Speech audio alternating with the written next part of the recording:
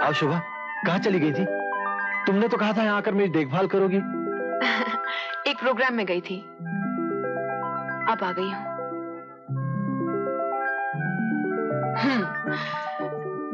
देखो तो तुम कैसे लग रहे हो? देखो कैसा लग रहा हूँ?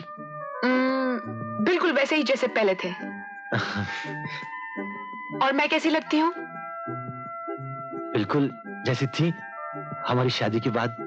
मैं भी बिल्कुल नहीं बदली। कितने दिन रहोगी यहाँ? कलकत्ते में एक प्रोग्राम था, लेकिन मैंने उनसे कह दिया है मैं नहीं जा सकती। घर में एक रिश्तेदार बीमार है। ठीक ही किया। मैं बीमार भी हूँ और रिश्तेदार शायद अब नहीं हूँ, लेकिन था तो कभी। आलोक प्लीज, जैसे तुम्हें कुछ रुपए मिले कहो ये सोफे की मरम्मत जरूर करवाओगे। जरूर करवा दूंगा। प्रेम जिंदाबाद। मैं अगर चाहूं तो इन सोफों को 100 के नोटों से भरवा दूं। तुम्हें पता है मेरी नई मर्सिडीज आई है। इन दिनों प्रेम लेकर घूमता रहता है, लेकिन वो है मेरी। सबसे बड़ी बात है तुम जल्दी ठीक हो जाओ। डॉक्टर क्या कहता है? वो रीढ़ की हड्डी में चोट आई है, कुछ नसें वसें भी खिंच गई हैं, सब जुड़ी हुई है ना। लेकिन तुम देखना मैं बहुत जल्दी ठीक हो जाऊंगा। डॉक्टर की बताई हुई मियाद से पहले ही भागने चलने लगूंगा।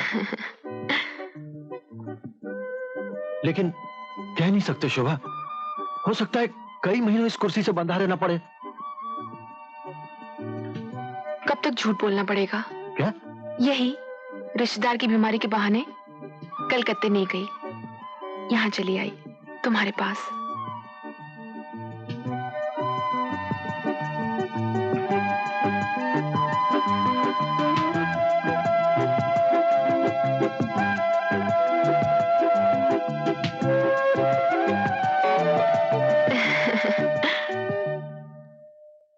आओ नीला, ये शोभा है। मैंने बताया था ना तुमको, शोभा ये नीला है। इन्होंने बहुत कुछ किया है मेरे लिए। तुम तो आ नहीं सकी थी, यही मेरी देखभाल करती थी। मैं किचन में देखती हूँ क्या है। अच्छा नीला, तुम जरा शोभा को सब बता देना। हाँ? रसोई के मामले में शोभा जरा कम ही जानती है। जी।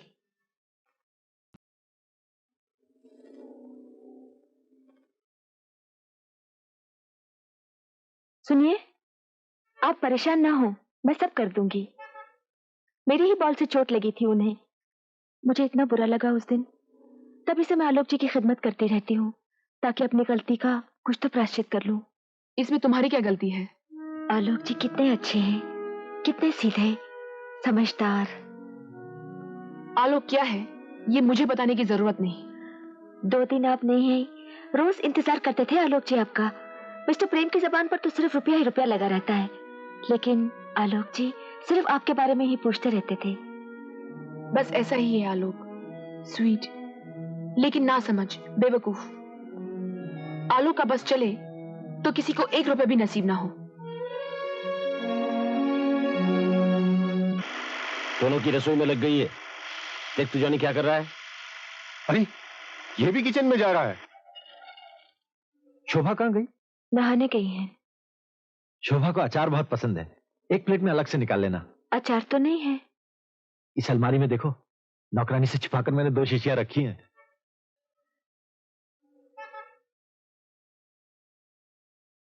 ऊपर ऊपर पीछे होगा। यहाँ एक आम का होगा, एक मिर्च का होगा, दोनों निकाल लेना। हाँ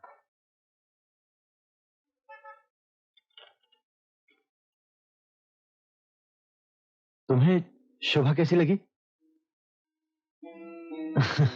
मुझे भी देखो, तुमसे पूछ रहा हूं, आज ही तो मिली हो तुम उससे।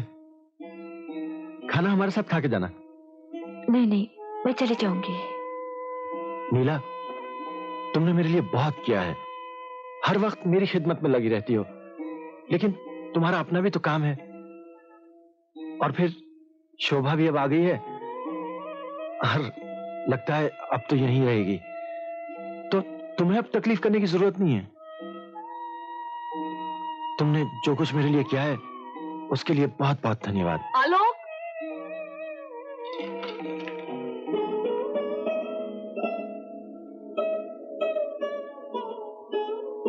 आलोक के साथ क्या संबंध है ये मुझे मालूम नहीं, और ना ही मैं जानना चाहती हूँ। आपको ये मालूम होना चाहिए कि मैं आलोक की पत्नी हूँ, और कोई गैर औरत आकर आलोक की खिदमत करे ये मुझे पसंद नहीं। भलाई इसी में है कि कल से आप यहाँ ना आए।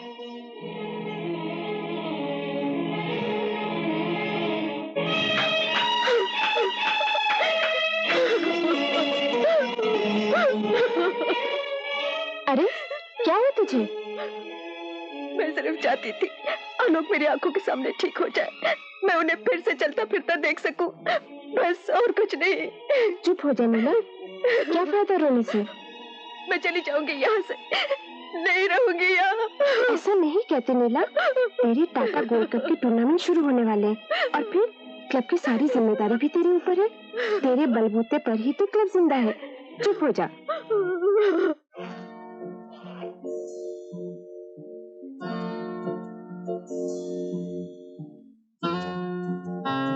थोड़ी दुबली हो गई हो। 5 पाउंड घटाया है।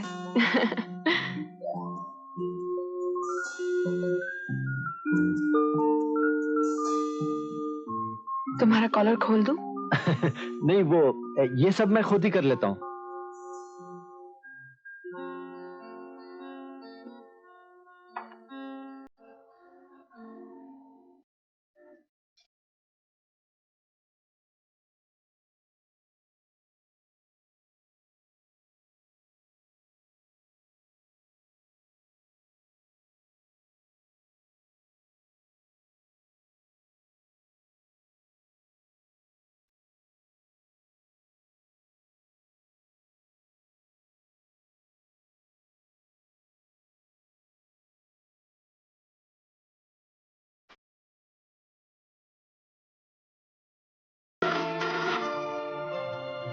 देखो ना कौन है फोन पर।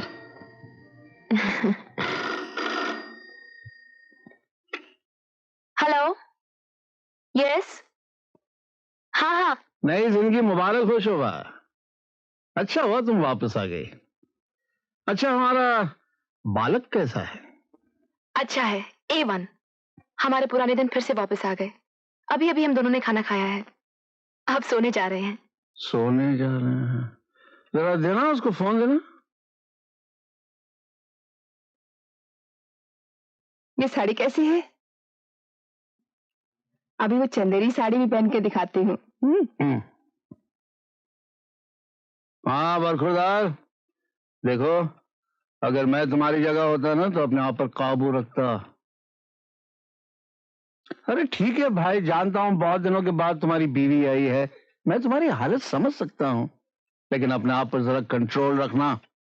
इश्क, मोहब्बत, रोमांस, इन सब चीजों के लिए ना ये जगह ठीक है और ना वक्त सही है, समझे? कोई गड़बड़ मत कर बैठना। तुम क्या मेरे खुदा हो जो तुम्हारी हर बात माननी पड़ेगी? ओफो। क्या कह रहा है?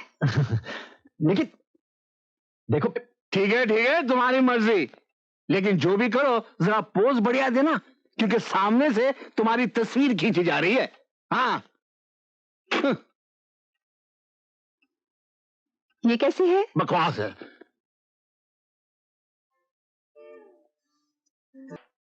हाय शिवा। हाय।